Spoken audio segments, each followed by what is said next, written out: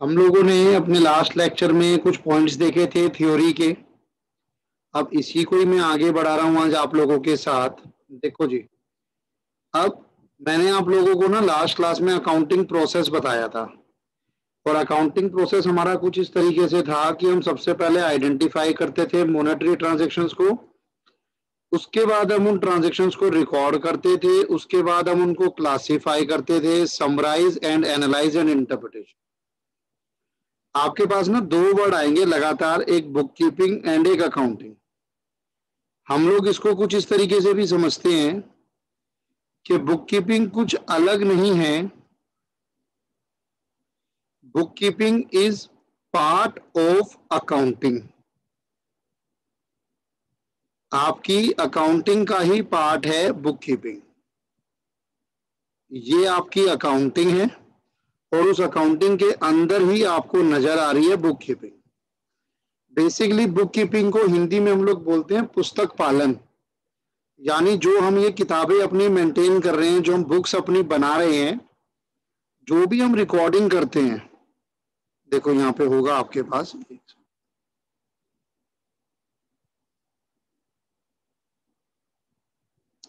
Basically book keeping में हम लोग क्या करते हैं, ये रहा, bookkeeping is a part of accounting. Accounting का ही पार्ट है। The process of recording financial transaction in a systematic manner and classify them into ledger. तो मेरा जो यहां तक का पार्ट है ना, ये वाला, ये क्या है, ये बुक कीपिंग है। ये मेरा बुक कीपिंग है, यहां तक का पार्ट। मैं आइडेंटिफाई करता हूं अपनी ट्रांजेक्शन्स को, उन ट्रांजेक्शन्स को रिकॉर्ड करता हूं और उनको क्लासिफाई करता हूं लेजर में। इसको बुक कीपिंग कहा गया है। तो बेसिकली बुक कीपिंग में क्या क्या आ गया, आइडेंटिफाई करना आ गया, मेजर करना आ गया, रिकॉर्डिंग आ गई। ओ सॉरी, एक ही क्लासिफाइंग आ गई, बिल्कुल। अकाउंटिंग सर वास्ट है। अकाउंटिंग में कलेक्टिंग है, रिकॉर्डिंग है, क्लासिफाइंग है, समराइजिंग है। यहां तक तो आपके पास क्लासिफाइंग तक तो बुक कीपिंग में भी था, लेकिन जब हम उसमें समराइजिंग और कम्युनिकेटिंग, एनालाइजिंग ये सब मिला देते हैं तो वो बनता है हमारा अकाउंटिंग। तो अकाउंटिंग में मैं बार बार बोल रहा हूं, अकाउंटिंग कुछ अलग नहीं है, सिर्फ एक वाइडर कंसेप्ट है और उसी अकाउंटिंग का एक पार्ट है बुक कीपिंग।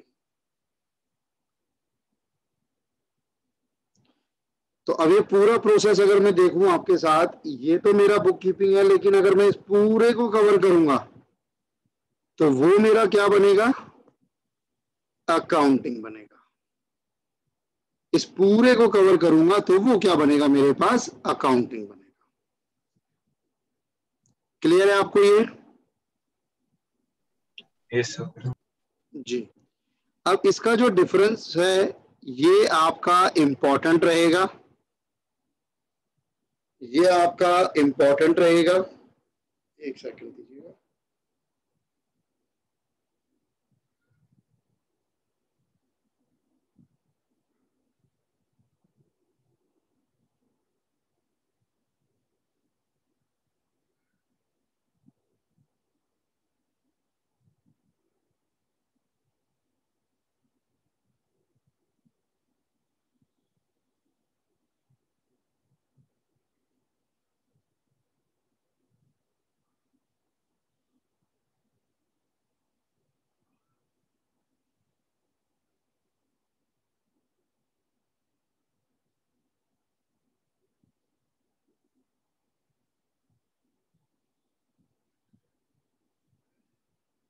अगर मैं स्कोप की बात करूं तो क्या लगता है सर, स्कोप किसका ज्यादा है? स्कोप का मतलब एक तरीके से यही हो गया कि किसमें ज्यादा चीजें हैं।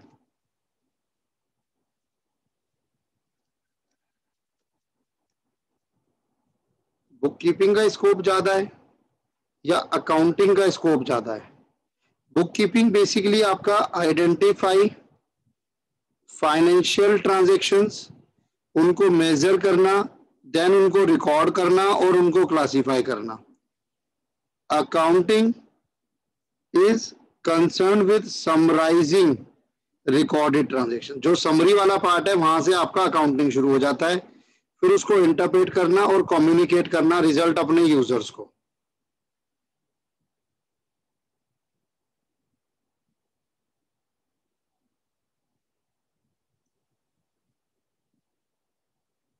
एक सेकंड देना यार, ये बच्चा क्या कह रहा है।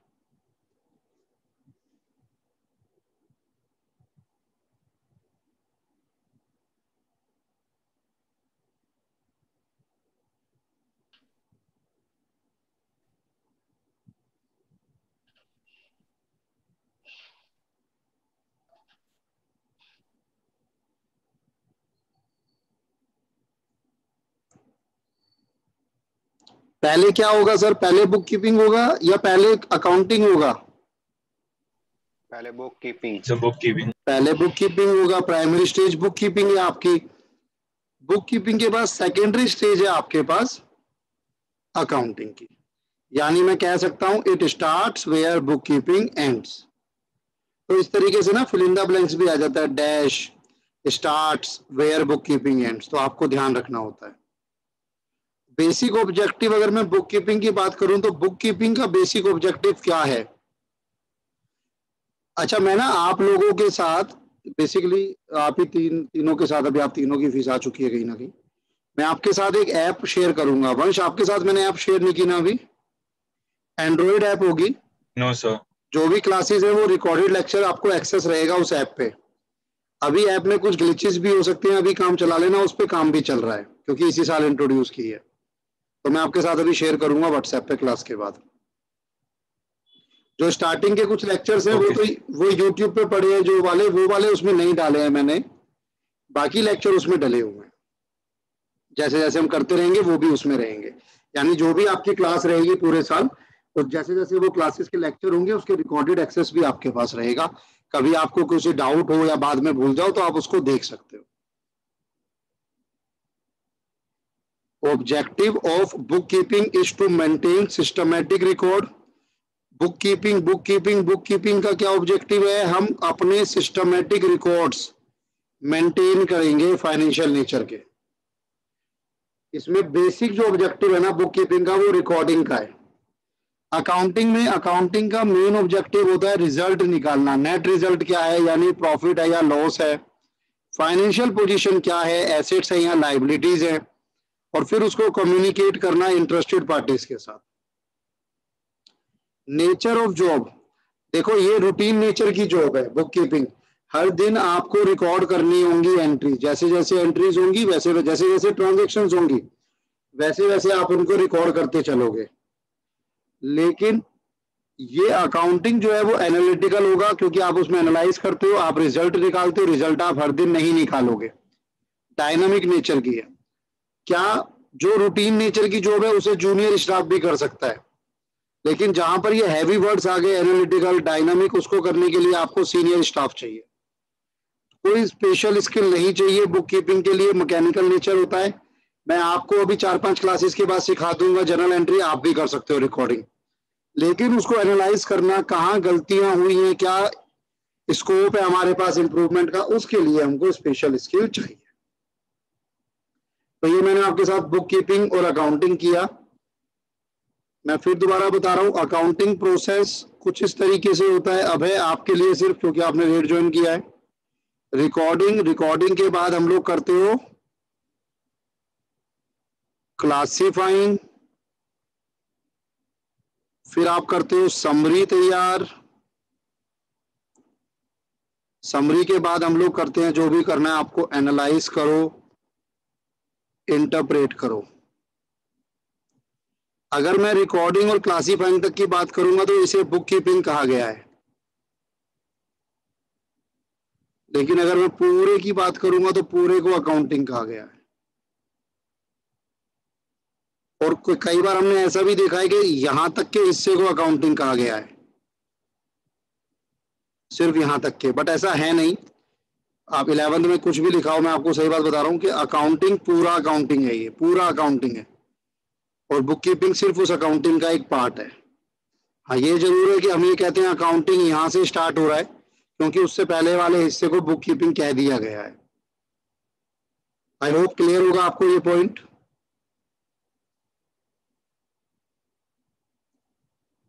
अब बेसिक आपके ऑब्जेक्टिव क्या हैं अकाउंटिंग के, या मैं कहूं एडवांटेजेस क्या हैं आपकी अकाउंटिंग के।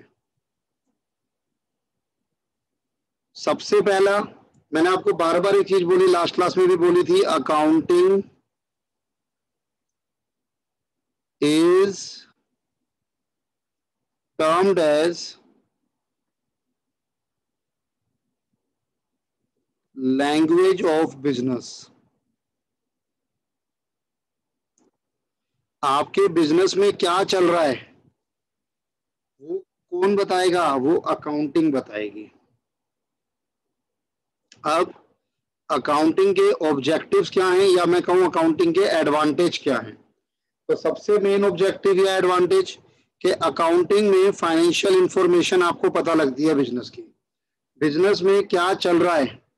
फाइनेंशियल इंफॉर्मेशन से मेरा मतलब है प्रॉफिट हुआ या लॉस हो रहा है, एंड फाइनेंशियल पोजीशन से हमेशा मेरा मतलब रहेगा कि एसेट्स है या लाइबिलिटीज कितनी है। ये सब आपको अकाउंटिंग से पता लगेगा। दूसरा, आपके मैनेजमेंट की हेल्प करता है, आपके मैनेजमेंट को असिस्ट करता है। मैनेजमेंट का क्या काम होता है, मैनेजमेंट का काम होता है डिसीजन मेकिंग का। वो डिसीजन मेकिंग की हेल्प करता है कौन, अकाउंटिंग हेल्प करता है। किस प्रोडक्ट को आगे कंटिन्यू करना है या किसी को बंद करना चाहते हो, खर्चा कहां पर घटाया जा सकता है, सेल्स कैसे बढ़ाई जा सकती है, ये सब कुछ आपको बताता है कौन, अकाउंटिंग, जिससे कि मैनेजमेंट अपने डिसीजन ले सकती है, मैनेजमेंट की हेल्प होती है इससे। तो मैं कह सकता हूं assistance to management. The management makes business plan, takes decision and exercise control. Exercise control, ये भी एक अच्छा वर्ड है। कंट्रोल करना किसी चीज को, कंट्रोल करने से मतलब होता है कि उसका मिसयूज नहीं होना चाहिए। To control misuse of assets. और जो मिसयूज है वो मिसयूज भी किसका नहीं होना चाहिए, एसेट्स का मिसयूज नहीं होना चाहिए। वो मिसयूज किसका नहीं होना चाहिए, एसेट्स का मिसयूज नहीं होना चाहिए। तो उस पर कंट्रोल लगा दिया जाता है। जैसे मान लो आज मेरा एक इंस्टीट्यूट है और उस इंस्टीट्यूट पे मुझको ये पता है कि हाँ भाई हमारे पास इतने पीसी हैं, इतने प्रोजेक्टर्स है, इतना फर्नीचर है, ये सब मेरे नॉलेज में है। तो अगर वहां से कुछ भी मिसिंग होता है या कुछ भी ऐसा लगता है मुझे कि कहीं ना कहीं मैनिपुलेशन है या कुछ चोरी हुई है, तो मुझे पता लग जाएगा। कैसे पता लग जाएगा, क्योंकि मेरे पास उन सबका डाटा है, मैंने सबकी रिकॉर्डिंग की हुई है अच्छे तरीके से। लेकिन अगर मैं उनकी अच्छे से रिकॉर्डिंग ना करूं, मैं उन पर ध्यान ना दूं, तो मिसयूज होने के चांस बढ़ जाते हैं। अच्छा, फैसिलिटेट लोन। लोन लेते हैं हम लोग ना बैंक से या कहीं भी फाइनेंशियल इंस्टीट्यूशन से हम लोग लोन लेते हैं। और पता है आपको, जब भी आप लोन लेने जाओगे ना, तो वो आपसे बड़ी बेसिक रिक्वायरमेंट एक मांगेंगे कि भाई एक काम करो, अपनी बुक्स ऑफ अकाउंट दिखा दो। बुक्स ऑफ अकाउंट का मतलब है अपनी फाइनेंशियल पोजीशन दिखा दो। देखो मैं आपको दिखाऊं, अगर मेरे पास किसी क्लाइंट के होंगे,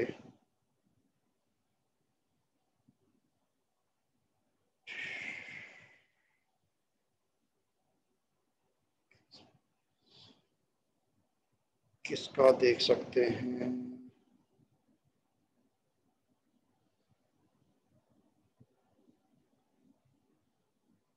देखो मान लो ये कंपनी लोन लेने जाती है, इस कंपनी का नाम है ब्लू वेव। जब ये कंपनी लोन लेने जाएगी ना, तो जो बैंक वाले होंगे या जो लोन जिनसे भी ये ले रहे हैं, वो लोग इनसे कहेंगे एक काम करो, अपनी बैलेंस शीट, आपकी बैलेंस शीट क्या है हमें वो दिखा दो जरा। हमने वो हमारे को फोन करेंगे, सर हमारी बैलेंस शीट बनाई थी आपने, हाँ जी बनाई थी, सर एक बार दिखा दो जरा। मांग रहे हैं, कौन मांग रहा है, बैंक मांग रहा है। क्यों, क्योंकि हमें उनसे लोन लेना है। मैंने कहा ये लो जी आपकी बैलेंस शीट आपके सामने है। उस बैलेंस शीट में बेसिकली क्या, बैलेंस शीट या प्रॉफिट एंड लॉस, उसमें बेसिकली क्या है,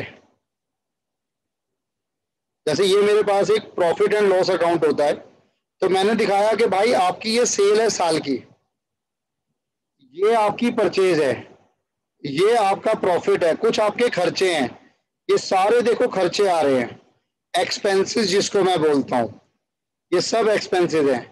अगर आप में से कोई किसी इस क्लाइंट को जानता हो तो प्लीज उनको बताना मत कि सर आपके डाटा ऐसे दिखा देते हैं। ये मेरे और आपके बीच की बात है, पूरे साल में ऐसा डाटा आपको दिखाता रहूंगा ताकि प्रैक्टिकल नॉलेज आपको मिलती रहे। ये हमारे ऑफिस का काम है। अब ये उनका प्रॉफिट और ये सारे खर्चे हटा के नेट प्रॉफिट कितना हुआ उनका साल का, 86,000, ये नेट प्रॉफिट हुआ। इसे कहा जाता है बच्चे फाइनेंशियल परफॉर्मेंस, इसे कहा जाता है फाइनेंशियल परफॉर्मेंस। अब फाइनेंशियल परफॉर्मेंस के बाद मेरे पास आता है बैलेंस शीट। बैलेंस शीट में मेरे पास आते हैं एसेट्स, एसेट समझते हो ना, मेरी संपत्ति, मेरे को वो आइटम जो मुझे फ्यूचर में बेनिफिट देंगे, वो एसेट, वो क्या क्या है मेरे पास, फिक्स्ड एसेट्स हैं जैसे बिल्डिंग, फर्नीचर, एसी, कंप्यूटर, वो माल जो भी सोल्ड नहीं हुआ, क्लोजिंग स्टॉक, कैश कितना है आपके पास, बैंक में क्या बैलेंस है आपका, डेटर्स यानी वो लोग जिनसे आपको फ्यूचर में पैसा मिलेगा, कोई और तरीके का करंट एसेट। लायबिलिटी भी होती है, आपने पहले से लोन लिया हुआ है और लोन लिया हुआ है, ये वो लोग हैं जिनसे आपने माल खरीदा है लेकिन अभी तक पैसे नहीं दिए, क्रेडिटर, अदर करंट लायबिलिटी। तो ये फाइनेंशियल पोजीशन है, ये क्या है, ये फाइनेंशियल पोजीशन है। साथ ही साथ और जो ऊपर आप देख रहे थे ये क्या है, ये फाइनेंशियल परफॉर्मेंस है। परफॉर्मेंस का मतलब होगा प्रॉफिट एंड लॉस, ध्यान रखिएगा, और पोजीशन का मतलब होगा एसेट्स एंड लायबिलिटीज। और भी मांगते हैं वो ना, कंप्यूटेशन भी मांगते हैं। कंप्यूटेशन में बेसिकली हमारी एक समरी होती है ये कि भाई आपका नेट प्रॉफिट कितना हुआ, कि जी आपका प्रॉफिट ही ये बचा सिर्फ 16,000 रुपए साल का। ये सब मैं मैनिपुलेटेड बनाता हूँ थोड़ा सा ना, ताकि क्लाइंट पे ज्यादा टैक्स ना बने, बताना नहीं किसी को बाहर ज्यादा। और ये सब चीजें ठीक है, ये आपके मतलब की नहीं है, जो था मैंने वो आपको दिखाया, financial performance and financial position. तो इन इन चीजों की जरूरत पड़ती है जब आप लोन लेने जाते हो। तो आप लोन लेने गए, loan is granted by bank and financial institution on the basis of growth potential. Growth potential मतलब फ्यूचर में आपकी क्या ग्रोथ होगी। अब आपने उनको बोला जी मेरी तो इतनी ग्रोथ होगी, अब जैसे मैंने अभी क्लाइंट का दिखाया, उसने कह दिया जी फ्यूचर में मेरा बहुत जल्दी 2 करोड़ 5 करोड़ का प्रॉफिट होने वाला है, क्या बैंक उसकी बात मान लेगा? वो सपोर्ट मांगेगा ना कि भाई अगर आप ये कह रहे हो कि नेक्स्ट ईयर या उससे नेक्स्ट ईयर आपका 2 करोड़ का प्रॉफिट होगा, आज क्या प्रॉफिट है आपका, मात्र 86,000। ऐसा कौन सा बिजनेस मॉडल आपके हाथ लग जाएगा जो 86,000 से नेक्स्ट ईयर या उससे नेक्स्ट ईयर भी आपका प्रॉफिट सीधा 2 करोड़ हो जाएगा? तो बैंक कहेगा नहीं जी आपकी बात पे हमें भरोसा नहीं है। लेकिन ये अगर कहेगा कि सर मेरी जो आज की डेट में सेल है वो लगभग 40 लाख के आसपास है और बहुत जल्द ये सेल मैं 60 लाख ले जाऊंगा, तो बिल्कुल माना जा सकता है, हम मना नहीं कर रहे, क्योंकि 36 तो आपकी आज की सेल चल ही रही है। तो आपकी ग्रोथ पोटेंशियल जो है उसको सपोर्ट करता है बिजनेस परफॉर्मेंस। और बिजनेस परफॉर्मेंस से मेरा क्या मतलब है, प्रॉफिट एंड लॉस अकाउंट। इसी तरीके से फैसिलिटेट करता है कंपैरेटिव स्टडी। ये कंपैरेटिव स्टडी क्या होती है, देखो जी, ये भी आपको दिखाता हूं, किसी का डाटा होगा मेरे पास, चुप रहना बस, बताना मत किसी को। यहाँ नहीं मिलेगा, कंपनी में बनाते हैं हम लोग ना, कंपनी एसएससी, किसी का भी ओपन कर लो, मान लो डीके का ओपन कर लिया मैंने, 2021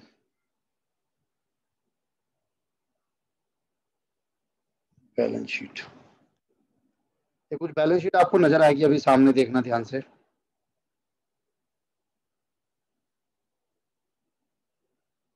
ये बैलेंस शीट आ रही है आपके सामने।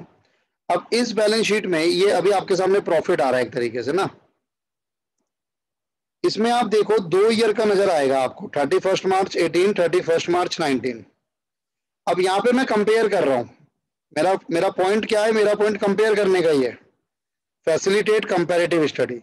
यानी अगर आपने अच्छे तरीके से अपने डाटा मेंटेन किया है, अच्छे तरीके से आपने रिकॉर्डिंग, क्लासिफाइंग, समराइजिंग और अपने अकाउंट्स को बनाया है, तो आप कंपेयर कर सकते हो। A systematic record enable a businessman to compare 1 year result with those of other year. तो आप कंपेयर कर सकते हो। कैसे कंपेयर होगा? आपने मेरे से पूछा सर देखो पिछले साल मेरी सेल क्या है, कितना लिखा है ये, लगभग 1,30,42,000, 1,13 करोड़ है, 1,10,100,000, 10,000 लाख, 10 लाख, हाँ 1,30,00,000। और फिर उसकी सेल क्या हो गई इस साल में, 1,80,00,000। तो ये तो अच्छा साइन है सर, बढ़िया बात है, आपकी सेल 50 लाख से इंक्रीज हो गई। सर प्रॉफिट देख लो, प्रॉफिट पिछले साल मेरे प्रॉफिट थे 1,39,000, अप्रोक्स 1,40,000। इस साल मेरे प्रॉफिट हो गए 1,62,000। ये भी बहुत अच्छी बात है sir.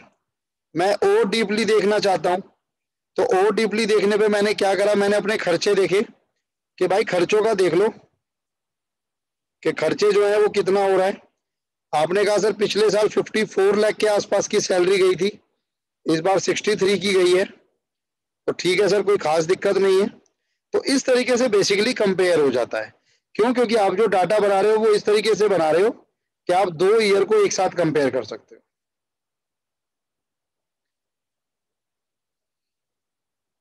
Facilitate comparative study.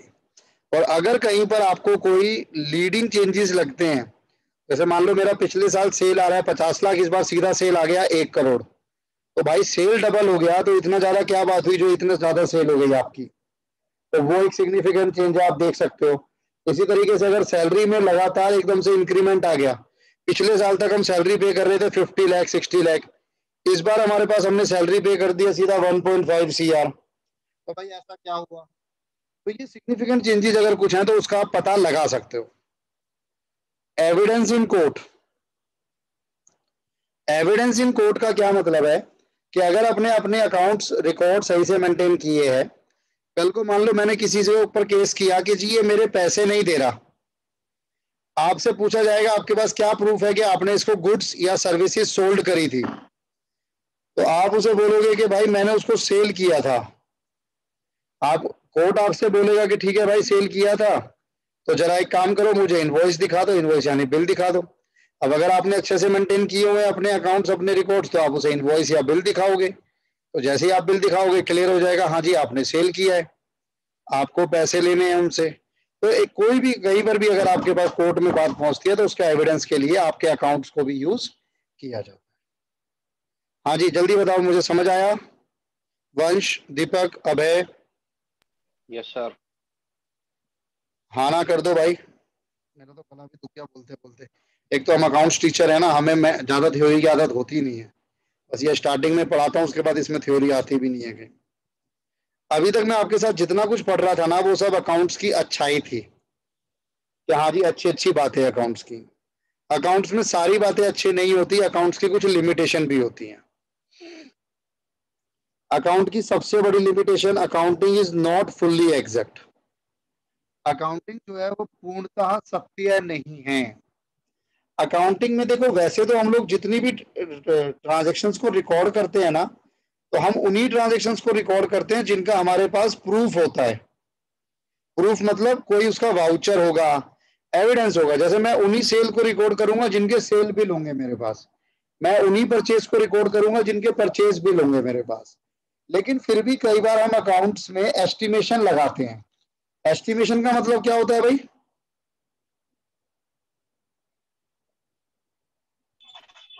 Sir हाँ जी, क्लास आज जल्दी एग्जिट करनी पड़ेगी। क्या करनी पड़ेगी? सर मेरे को क्लास जल्दी एग्जिट करनी पड़ेगी, मेरे को एक्चुअली काम था। 15 मिनट और रुक सकते हैं? Okay sir. मैं 15 मिनट में लेफ्ट कर दूंगा सर, मैं खुद ही छोड़ दूंगा, क्योंकि थ्योरी है, 45 मिनट से ज्यादा मेरे से भी नहीं बोला जाता। अकाउंटिंग जो है, ओके सर। अगर फिर भी अगर इमरजेंसी है तो आप एग्जिट कर सकते हैं, आपको थोड़ा बहुत आता भी है, वीडियो देख लेना, अगर उससे पहले अगर रुक सकते हैं तो रुक जाइए। Limitation of accounting. अब अकाउंटिंग की लिमिटेशन क्या है? लिमिटेशन मतलब नुकसान भी है सर अकाउंटिंग के। अब उसमें एक मैंने आपको बताया कि वैसे तो सारी ट्रांजेक्शन हम लोग जो रिकॉर्ड करते हैं वो रिकॉर्ड करते हैं किसके बेसिस पर? वो हम लोग रिकॉर्ड करते हैं अपने ट्रांजेक्शन या मैं कहूं एविडेंस के बेसिस पर। लेकिन हर बार ऐसा जरूरी नहीं है, कई बार मैं अंदाजा भी लगाता हूं। अंदाजा से मेरा क्या मतलब है? एस्टिमेशन से। एस्टिमेशन से मेरा मतलब है जैसे मान लो मैं कोई मशीन परचेज करके लाया, या मैं कोई गाड़ी परचेज करके लाया, या एसी परचेज करके लाया, तो मैं उसको एस्टिमेट करता हूं कि हाँ भाई ये कितने साल चलेगा। तो मैंने अंदाजा लगाया, ठीक है जी ये 5 ईयर की इसकी लाइफ है, तो ये एस्टिमेशन है। मैं गुड्स को सोल्ड करता हूं उधार पर, जब मैं क्रेडिट पर गुड्स को सोल्ड करता हूं तो मैं ये एस्टिमेशन ही लगा रहा हूं कि हाँ जी ये गुड्स मेरे चलेंगे, या ये पैसा मुझे मिलेगा इन फ्यूचर, जबकि वो तो क्रेडिट पर है। हो सकता है कल को वो पैसा डूब जाए, लेकिन मैं फिर भी उसको आज अपनी इनकम शो कर देता हूं।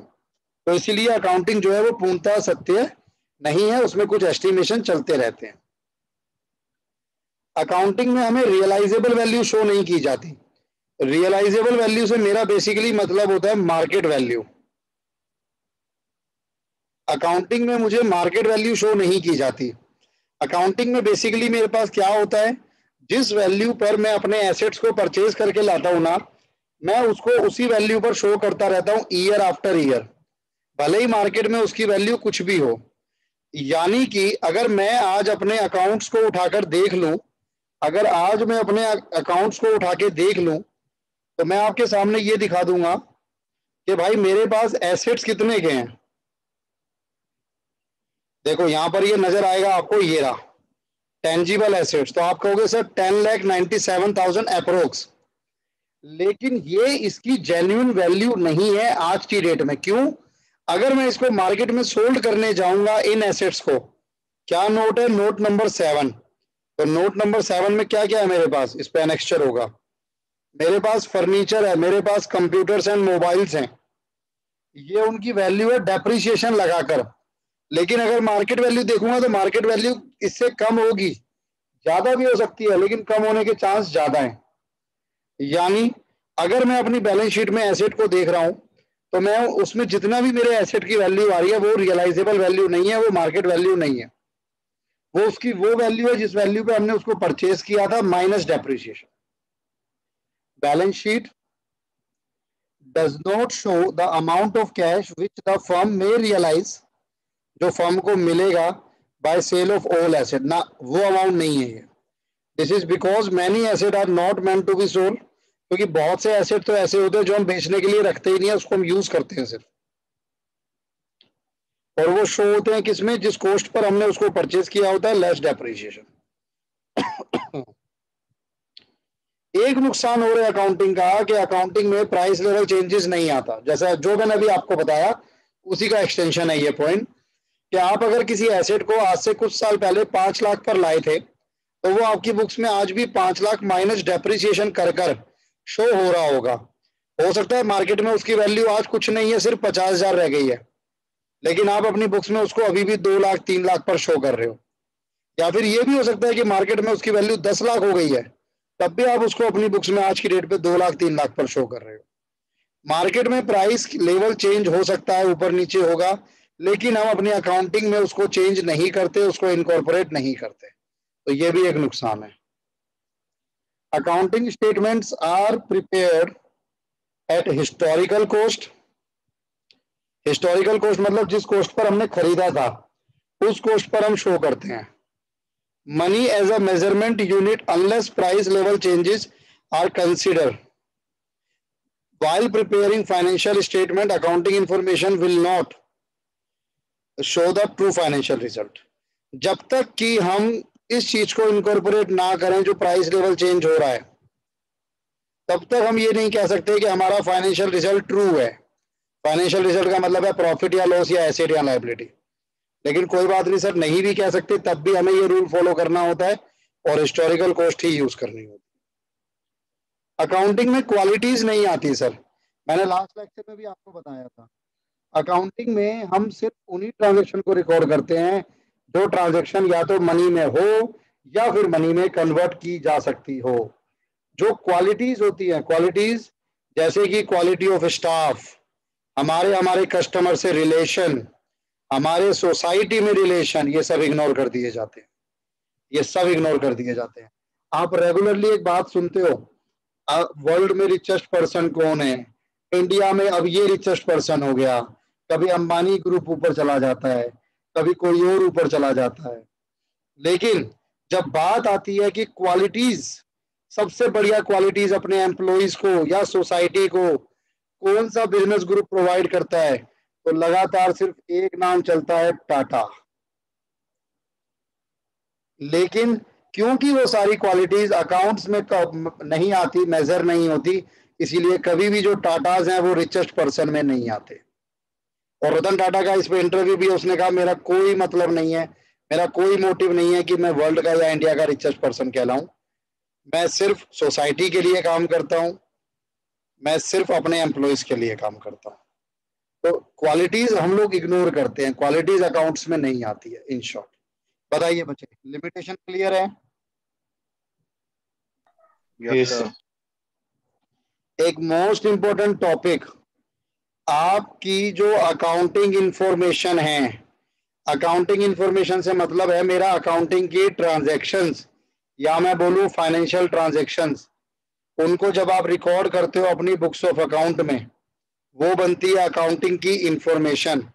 उस अकाउंटिंग की इंफॉर्मेशन को अच्छा, बेहतरीन माना जाएगा अगर उसमें ये 4 क्वालिटी मिल जाएं आपको। तो कौन सी हैं ये 4 क्वालिटीज? सबसे पहली, रिलायबल होनी चाहिए। रिलायबिलिटी, रिलायबिलिटी समझते हो? 90s के दशक में जब इंडियन क्रिकेट टीम खेलती थी तो उसमें एक रिलायबल प्लेयर होता था, बोला जाता था the most reliable player of Indian cricket team is Rahul Dravid. आज तक भी उतना रिलायबल, अगर आप में से कोई क्रिकेट को फॉलो करता हो, नहीं है। रीजन बिंग कि अगर खड़ा हो गया तो खड़ा हो गया, वो रिलायबिलिटी थी जिसपे भरोसा किया जा सके। अब अकाउंटिंग इंफॉर्मेशन ऐसी ही होनी चाहिए, आपकी अकाउंटिंग इंफॉर्मेशन ऐसी ही होनी चाहिए जिसपे सामने वाला यूजर भरोसा कर ले। Must be reliable. Reliability of information means कि जो भी उसको चेक करना चाहे, उसको वेरीफाई करना चाहे, वेरीफाई कर सकता है।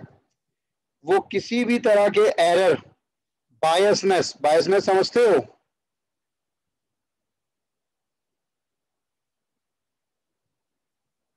सेल्फ बेनिफिट, भेदभाव भी बोलते हैं। सेल्फ बेनिफिट नहीं होना चाहिए उसमें, किसी प्रकार का कोई धोखाधड़ी, कोई मटेरियल एरर नहीं होना चाहिए। रिलायबल होनी चाहिए। रेलिवेंस, रेलिवेंस का मतलब होता है यूजफुल हो। इस पे मैंने आपके साथ एक एग्जांपल भी लिया था, जब मैंने आपको बोला था कि ये मान लो आप मेरे इंस्टीट्यूट आते हो और आप पूछते हो सर आपके पास क्यों पढ़े, तो मैंने आपको एग्जांपल दिया था। अगर मैं आपको ऐसी इंफॉर्मेशन बता रहा हूं जो पढ़ाई लिखाई से रिलेटेड ही नहीं है तो वो आपके लिए रेलिवेंट नहीं है। फॉर एग्जाम्पल मैंने, आपने एक बिजनेस है, एक बिजनेस की balance sheet, profit and loss account उठाकर देखा और आपने पाया उस बिजनेस ने 5 करोड़ का प्रॉफिट कमाया है, 5 CR। आप कहोगे यार ये तो बहुत ही बढ़िया कंपनी है, 5 करोड़ का प्रॉफिट हुआ। लेकिन उस कंपनी ने ये डिस्क्लोज नहीं किया कि इस 5 करोड़ में से 4 करोड़ एक इंश्योरेंस कंपनसेशन है जो उस कंपनी को इस ईयर रिसीव हुई है। आज से 2 से 3 साल पहले कुछ नुकसान हुआ था उन लोगों का, कंपनी का, उसका इंश्योरेंस क्लेम उन्होंने डाला हुआ था। वो इंश्योरेंस क्लेम उनको इस साल मिला 4 करोड़ का, जिसको मिला के उन्होंने इस साल का प्रॉफिट शो कर दिया 5 करोड़। क्या ये 5 करोड़ उनका एक्चुअल प्रॉफिट है? नहीं सर। क्यों? क्योंकि ये 4 करोड़ प्रॉफिट नहीं है यार, ये 4 करोड़ तो इस साल हुआ है, नेक्स्ट ईयर थोड़ी मिलेगा आपको दोबारा इंश्योरेंस क्लेम। तो अब ये एक रेलिवेंट इंफॉर्मेशन थी जो कि कंपनी ने छुपाई, जो कि कंपनी ने छुपाई। अब मान लो अगर मैं आपसे बोलता हूं, ये तो एक एग्जांपल हो गया, कंपनी को प्रॉफिट हुआ 1,99,99,999 रुपए, लेकिन कंपनी ने इसको ऐसे नहीं दिखाया, कंपनी ने इसको ऐसे दिखाया। आपको पता लग गया कि सर ये तो गड़बड़ है, 2 करोड़ का प्रॉफिट नहीं था, 1,99,99,999 रुपए का मात्र प्रॉफिट था। तो क्या ये जो राउंड ऑफ किया उन्होंने 1 रुपए का, क्या उसको अलग से डिस्क्लोज नहीं किया, क्या वो कोई चीटिंग में काउंट होगा? क्या लगता है आपको, होना चाहिए? No sir. नहीं सर। रीजन भी, 1 रुपए से किसी को कोई फर्क नहीं पड़ेगा सर। 1 रुपए, मात्र 1 रुपए से राउंड ऑफ करने से कोई फर्क नहीं पड़ेगा। तो आप ऐसे दिखाओ या ऐसे दिखाओ, ये रेलिवेंट नहीं है। हाँ, अगर आपके पास 4 करोड़ किसी इंश्योरेंस कंपनी से आए थे, वो इंफॉर्मेशन आपको दिखानी चाहिए थी, वो रेलिवेंट थी। तो ऐसी इंफॉर्मेशन प्रोवाइड करो जो यूजर के लिए रेलिवेंट हो। और वो कब रेलिवेंट होती है? अगर वो यूजर की नीड्स को डिसीजन मेकिंग में हेल्प करे। आपको मेरे पास ट्यूशन पढ़ना है कि नहीं, उसका डिसीजन मेकिंग के लिए अगर आप मेरे से पूछोगे तो मैं आपको अपने डेमो लेक्चर्स दूंगा, मैं आपको पास्ट रिजल्ट दूंगा, मैं आपको अपना एक्सपीरियंस बताऊंगा, वो रेलिवेंट इंफॉर्मेशन है।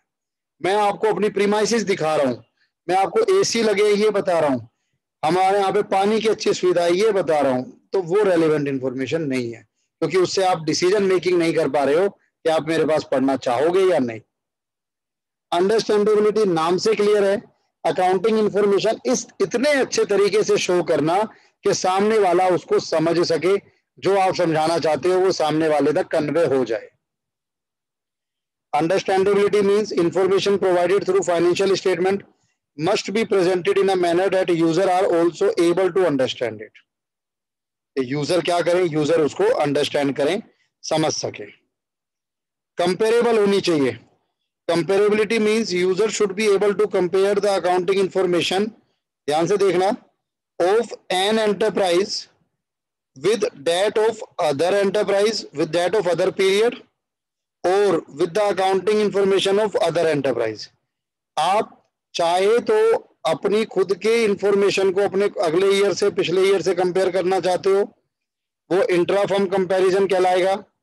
और अगर किसी और के साथ कंपेयर करना चाहते हो तो वो इंटर फर्म कंपैरिजन कहलाएगा। इंपॉर्टेंट है ये दोनों टर्म्स। इंट्रा फर्म का क्या मतलब है? मैं अपने कोचिंग इंस्टीट्यूट के इस साल के कंपेयर कर रहा हूं पिछले साल से, अपने खुद का कंपैरिजन कर रहा हूं। जैसे मान लो आप अपने खुद के रिजल्ट का कंपैरिजन कर रहे हो 10th क्लास के रिजल्ट से, कि आपका 10th में क्या परसेंटेज थी और 11th में क्या आई, वो इंट्रा फॉर्म है, इंट्रा सिंगुलर के लिए यूज हो रहा है। लेकिन अगर आप इस तरीके से कर रहे हो कि आपने अपनी परफॉर्मेंस को चेक किया अपने दोस्त के साथ या क्लास के टॉपर के साथ, तो फिर आप इंटर फॉर्म कंपैरिजन कर रहे हो, किसी और के साथ कंपेयर कर रहे हो। तो ये 4 क्वालिटेटिव कैरेक्टरिस्टिक्स अकाउंटिंग इंफॉर्मेशन की होनी चाहिए। ठीक है जी, कोई डाउट यहां तक? अब नो सर। लास्ट पॉइंट आता है मेरे पास मोटा मोटा। देखो, अभी जिन लोगों ने वो पुरानी वीडियोस देख ली मेरी, जो मैंने यूट्यूब पे, आप तीनों ने शायद देख ली है, तो उसमें मैं बार बार एक चीज पे फोकस कर रहा था, फोर्स कर रहा था कि ट्रांजेक्शन का डबल इफेक्ट होता है। हर ट्रांजेक्शन का हम डबल इफेक्ट रिकॉर्ड करते हैं, एक डेबिट और एक क्रेडिट। ये जो सिस्टम है ना, इस सिस्टम को बोला गया है डबल एंट्री सिस्टम। इस सिस्टम को बोला गया है डबल एंट्री सिस्टम। एक इसका अपोजिट भी होता है, सिंगल एंट्री सिस्टम। मैंने इसमें ज्यादा उसको कवर किया नहीं है क्योंकि वो बहुत ज्यादा रेलिवेंट, बहुत ज्यादा इंपॉर्टेंट है नहीं आपके लिए, उसके अलग से चैप्टर आएंगे आपके कोर्स में। सिंगल एंट्री सिस्टम क्या होता है? अब ये डबल एंट्री के लिए देखो, डेबिट और क्रेडिट, इसको लिखने के लिए या इसको फॉलो करने के लिए आपको प्रॉपर अकाउंट्स की नॉलेज होनी चाहिए। आपको प्रॉपर अकाउंट्स की नॉलेज होनी चाहिए। तो आप यार, अगर मेरे को अकाउंट्स की नॉलेज है, आप कहते हो सर मेरे फादर बिजनेस करते हैं और प्लीज वो आपको एज अ सीए अपॉइंट करना चाहते हैं, आप उनके सारे अकाउंट्स देख लें, तो भाई मैं पैसे लूंगा ना, और सीए हूं तो थोड़े ज्यादा भी पैसे ले सकता हूं। अब मान लीजिए ये तो आपके फादर हैं जिनका बिजनेस अच्छा खासा चलता है। कोई मेरे साथ में अंकल जी हैं, उनकी किराने की शॉप है, छोटी सी शॉप है, कॉलोनी की शॉप है, गली मोहल्ले की शॉप है। अब वो कहते हैं बेटा मेरे अकाउंट्स बना दो, तो यार अकाउंट्स बनाने के मैं पैसे लूंगा, वो अफोर्ड नहीं कर पाएंगे, इतना रेवेन्यू नहीं होगा सर जितना अकाउंटेंट या सीए पैसे ले जाएगा। तो वो कहते हैं ना भैया आपसे नहीं होगा, हम आपके साथ नहीं पढ़ रहे, मुझे तो क्या रिकॉर्ड करना है, मेरे को अंकल जी कह रहे हैं मेरे को, दुकानदार जो है, कि भाई मुझे तो बस ये पता लगाना होता है मेरे पास कैश कितना है, मेरे बैंक में पैसा कितना पड़ा है, मुझे किससे कितना लेना है, मुझे किसको कितना देना है, बस मुझे इतने से मतलब है। तो वो सिर्फ इनकी ट्रांजैक्शन करेंगे, इनकी रिकॉर्डिंग करेंगे, वो डबल इफेक्ट डेबिट क्रेडिट नहीं करेंगे। उसको कहा गया है सिंगल एंट्री सिस्टम, जो कि छोटे व्यापारी यूज करते हैं। बट सिंगल एंट्री जो है वो मान्यता प्राप्त नहीं है। बड़े बिजनेस हाउसेज या जो भी हैं उन सबको बोला गया है भाई डबल एंट्री करो, वही कंप्लीट रिकॉर्ड है, क्योंकि उसमें डबल इफेक्ट पता लगता है, एक्यूरेसी पता लग जाती है। एडवांटेज क्या है, कंप्लीट रिकॉर्ड मेंटेन हो जाता है। एक्यूरेसी का मतलब है जैसे आपने अकाउंटिंग इक्वेशन पढ़ा उस वीडियो से, तो आपने देखा उसमें मैं बार बार बोलता हूं कि आपका एसेट हमेशा बराबर होगा लायबिलिटी प्लस कैपिटल के। वो एक्यूरेसी है कि अगर वो मैच हो रहा है तो इसका मतलब आप सब कुछ ठीक कर रहे हो। पूरी डिटेल होती है आपके पास जिससे कि आप कंट्रोल लगा सकते हो। कंपैरेटिव स्टडी पॉसिबल होती है क्योंकि साइंटिफिक सिस्टम है, मैनेजमेंट को हेल्प करता है डिसीजन में। सर ये मेरा पहला चैप्टर था, सेकंड चैप्टर हम लोग पहले ही कर चुके हैं। एंड अब मैं नेक्स्ट क्लास में आपके साथ अभी थोड़ी सी थ्योरी और चलेगी। एक ये वाला चैप्टर है, ये भी थ्योरी का है बट उतना मतलब दिक्कत नहीं है, अच्छा चैप्टर है, इसको करेंगे लेकिन नेक्स्ट क्लास में। मैं 45 मिनट से ज्यादा बोल नहीं पाऊंगा सर, थक गया मैं। दीपक जी क्लियर हुआ कुछ? Yes sir. ओके वंश भाई, thank you. Yes, sir. Thank you, sir. अभय जी आया आपको समझ? Yes sir. ठीक है चलिए आज की क्लास को यही रोकते हैं, नेक्स्ट क्लास में मिलूंगा ट्यूसडे। और ये जो लिंक है, लिंक यही रहेगा हमारा, पूरे साल यही लिंक चलता रहेगा, बार बार लिंक में शेयर नहीं करूंगा। Bye bye. अरे ये क्या कर दिया, वो इसको डिलीट कर दीपक।